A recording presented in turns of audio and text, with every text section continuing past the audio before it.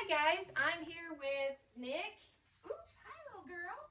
And I'm going to let him, as he's brushing her, introduce his filly. So Nick, tell me a little bit about your filly. What's her name and how old is she and whatnot? Her name's Rosebud, and she's almost 1. Her birthday's around January 1st. So where did you get this filly from? Oklahoma. Oklahoma. Okay, so that's about a 9-hour drive from here. So you've had her now a little bit over a week. And so tell me about when you picked her up. She was, how'd she look? How'd she respond going into the trailer? She went in very calm. She was a little bit, we could tell she was a little bit sick when we got there, but. How did you know she was sick? She had a little bit discharge coming out of her nasal nose. Discharge, yeah. And she had just the day before had her Coggins taken and make sure, and she was negative for equine infectious anemia. So the vet saw her then. She had just had, they actually wrangled her up. The ranch she came from was 25,000 acres, so they had to wrangle her up and then brand her. She's got her 2 brands on her. And the vet thought that more of the discharge was because of stress. And she at the time with the Coggins didn't have a temperature, but she did have that nasal discharge. So knowing that she had that discharge on your 9-hour trip home, what did you do to ensure that she could safely make it home? We stopped about every hour to make sure to give her water and check to see how she was doing. And how'd she do on the ride? She did pretty good. Did she drink her water? Mm-hmm. Okay, yeah, surprising. And that's unusual for a horse that's stressed out and hasn't had the trailer experience other than when they wrangled her up. That's her only trailer experience. So she rode really well and drank water frequently, which was good because it's very easy for a horse to get dehydrated on especially a long ride like that. So anyway, so she ended up coming back and drinking a lot of water. When we got her here, because we knew she not only had the discharge, but also she's a new horse, what did you do to kind of make sure that issue didn't spread with your other, because you had 3 other horses here in the pasture? We kept her separate from them. We kept her in a stall and made sure everything was hers. Whatever she touched was hers and not spread to the other ones. Yeah, so we actually had to build separate stalls away from her, and we did all of our feeding and handling. She was done last. We used separate clothes and separate shoes whenever we worked with her, and all of her stuff is labeled and separate. Like this is her brush, her halter, and everything. And that's just to ensure, because we didn't know at the time what was going on. And we immediately called the vet and talked to him. They kind of agreed at first that it was maybe the stress of everything, but to watch and monitor. What was one of the things that was kind of a red alert that we noticed that we knew we needed to have the vet actually come out? What did we see besides the nasal discharge? She was coughing, nasal discharge, and she was a little bit tired. She was tired. She was coughing. She was very picky on her food too. They had only fed her alfalfa, so some of it we thought was maybe that she wasn't comfortable with what we were feeding her. But what we soon found is that, it was more, she was having difficulties eating. She was at least drinking, but she was coughing. So she was having a hard time breathing. What was that hard time breathing? What was going on that made it hard for her to breathe? There was an abscess under her chin.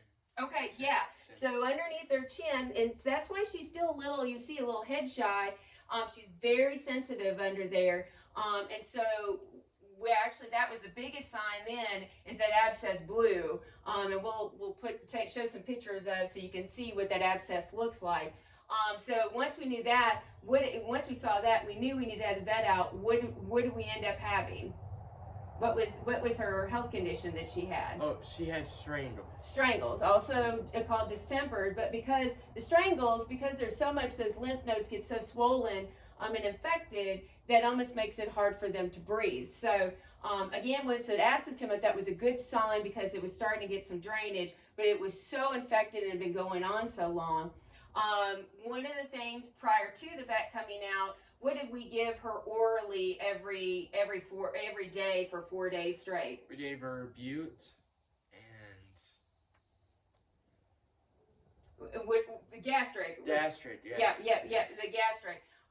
And again, that's because she came from a stressful environment. A lot of times the stress will cause some of that issue. And so we use some Ulcigard. So we gave her that and then some Butte, because she had a fever. What was her temperature? 102. 102. So a lot higher for them. So now, when you take her temperature, so we had to do a temperature on her. How do you usually take a temperature? We had to stick it in her behind. Yeah, so in her rectum. Right. So you had to do that. So we got to learn really quickly. Just recently, we took her temperature. When the vet came out, what was the temperature at that time? It was at 100. Yeah, so it just right at 100. So the temperature had gone down thanks to the Butte we were giving her. Because we were also giving her Butte, again, going back to the gastric, sometimes the Butte will make their stomach a little upset. So that Ulcigard helped with that. What did we do to then try to deal with the abscess that had blown open? We treated her with what is it called? A wound wash, right? Wound wash. Wound wash. Yeah. Also called which is an iodine solution. Yeah.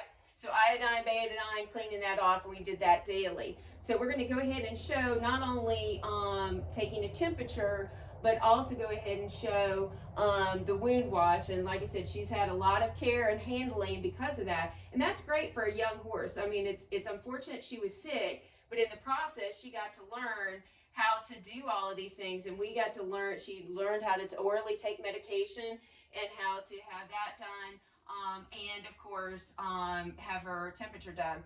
Last thing, just kind of a mention, we also, one thing we noticed with her is that she had some swelling. Where did she have some swelling? In her back legs. So her lower back legs. And what did the vet, so it was wonderful, we had the vet come out to do this. He also gave her some antibiotics, so gave her some Exceed. Where did he give her the injection for the antibiotics? It was right around in her neck, and neck. she handled that well, didn't she? But we asked him while he was there about her legs. What did he say? What was the swelling caused from? From her growing. Yes, her growth spurt. Actually, if you notice, she's kind of downhill. She wasn't downhill when we picked her up, so she's already grown some. And because not only she's in a stall, but that growth spurt, there's going to be a little bit of swelling there. So again, he encouraged us to start getting her out and leading her around and walking, which we've done, and she's doing really well on that for not really being halter trained. And then we're going to start, as she gets better, put her out and let her have some run in that paddock. So, but we'll go ahead and show you some of our treatment and whatnot of some of the stuff Nick's been working with. All right, so we're back with Nick, and one thing he's going to show is, if you notice, he's going to start wiping. We got a warm rag wiping her nose. So she's had a lot of nasal discharge, and so it can get caked up and make it harder for her to breathe. So a warm rag and just wiping in there gently. This is also good because it's desensitizing her too. You can see she don't like it. Her nose has gotten kind of raw because of all that discharge. But the goal is that we can, in the process of teaching her things, we can also keep her clean. The next thing we're going to do is we're going to put a little bit of aloe vera on the rag, find a clean spot on the rag, and then Nick will go ahead and put some aloe vera on and then wipe it on the nose. This is to go ahead and keep so it doesn't build up a lot of, you get a snotty nose, you start to have like stuff caked up on it. When we first got started with her, it started to cake up pretty bad, and that made it so it was very hard for her to breathe. We started first with some Vaseline, but found the Vaseline just attracted a lot of dirt. But this, and if you notice, she kind of actually likes this a little with putting that on, because it helps to soothe her nose a little bit. And it helps from, if you notice, she wasn't too dirty to begin with. We've been doing this daily just to help keep it clean. Yeah, there you can see. And again, like I said, this is a good training process that Nick's been working on. Good girl. All right. I'm going to let you hold her, and we'll get to our next thing we're going to clean up, which is going to be your abscess.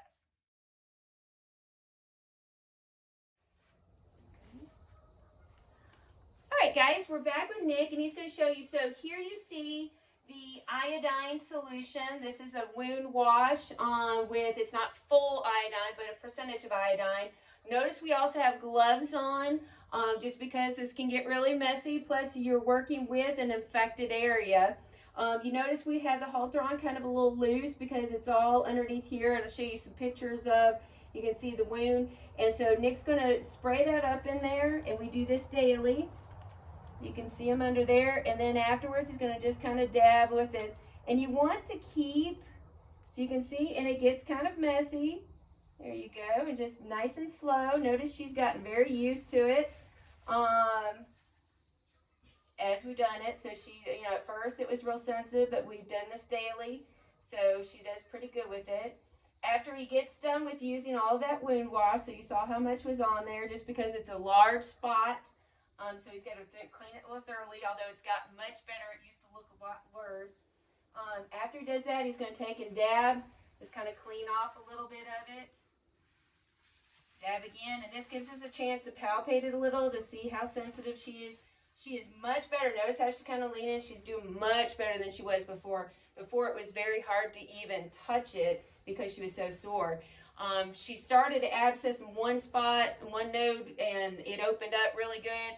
But the other one didn't, so she was very uncomfortable because the other one swelled probably almost the size of a fist, and so she was very uncomfortable. But you see now she's not flinching about it, and that gives him a chance to palpate and feel. Do you feel any knot now, or how's it doing? It's doing better. I can feel it's busted right here. And so the knot's gone down a little bit. Yeah. And that's a good sign. And you honestly, before you bring the vet out to have antibiotics, you actually want her to go through all of this because it builds up an immunity. This Strangles is very common in young horses, especially if you have a large young horse herd. Extremely common. It is highly contagious. That's why we've done all we've done quarantining wise. On there, but then once they build up that immunity for it, then you won't have as much issues. But as babies, they don't have that immunity, and so that's why it's not uncommon to see. And unfortunately, that bacteria, it is a bacterial condition, actually can stay on your property for 18 months. So one of the things with our trailer, what did y'all end up doing? It had shavings in. What did you end up doing with the trailer? We used the stall separate from the other ones. We put the other horses in, and we kept the shavings separate from any other spot. But now, are there shavings in your trailer anymore? No, we stripped out And everything. we used it for this stall. Yeah, so we stripped it all out. We're going to come back through and Clorox it, and actually once she's clear and free, so she's on a month worth of quarantine, we'll come back and have the vet test to make sure she's free of it. Then we will Clorox this area just like we Clorox but we stripped the trailer, realizing that, so that no other horses got in there, and then we're going to Clorox it too. So very, very contagious. Like I said, your barn's going to be quarantined for a month, so we had a show coming up, and unfortunately we're going to have to subside with that show because of it. But it's because it is so highly contagious, especially with young horse population. But the good part is once you go through it, you've got an immunity on that. So next we'll go ahead and show you, it's important that we show you how to do and check regularly as they're going through this, how to do temperatures and check that out. And then that way we know if we need to give her any more bute to keep down any temperatures, we can go ahead and do that. Now for dosages, how do we determine how much dosage we give? What did the vet have to do for the antibiotics? By how much she weighs. Okay, and how did he weigh her? Because we didn't have scale. He used weight tape. Weight tape. And how much did she weigh? 400 pounds. Okay, and she actually gained a little bit of weight while she's here, so that's a good sign. Because usually when they're sick, we might end up having to lose weight and then change in that. So she actually gained weight, so she's at 400 pounds, and we will monitor that weight to make sure that she doesn't lose any. All right, so we'll go ahead and show the temperature next, and see how she does with that, because this is good training for her too.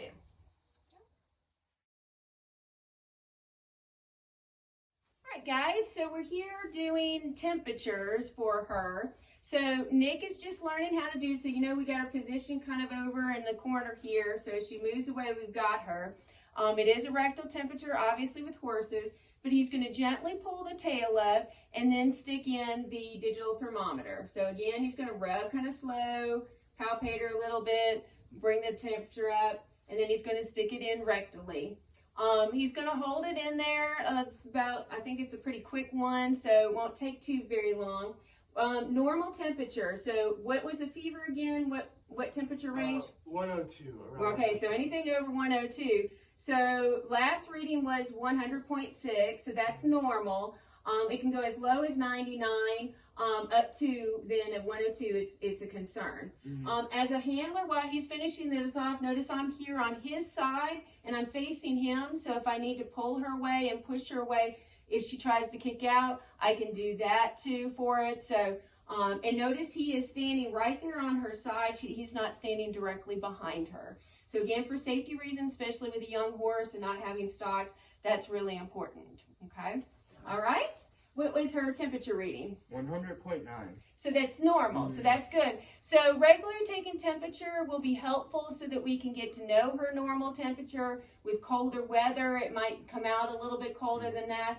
But young horses, it's important to kind of get them used to it for your veterinarians, but also you to get used to in case of a health situation like this, that you can call the vet and say, listen, my horse has a fever. But and she did very well. Good job. All right. Okay, so Nick, we're going to summarize. So you kind of showed us, talked a little bit about her health conditions and whatnot. So we'll have the vet come out in about a week to just kind of do a follow-up. In the meantime, what are some of the things that you're going to do to kind of watch her health, help her with training, work with her a little bit, whatnot? I'm going to walk her around a little bit to maybe get that swelling down. Okay. Let her be out.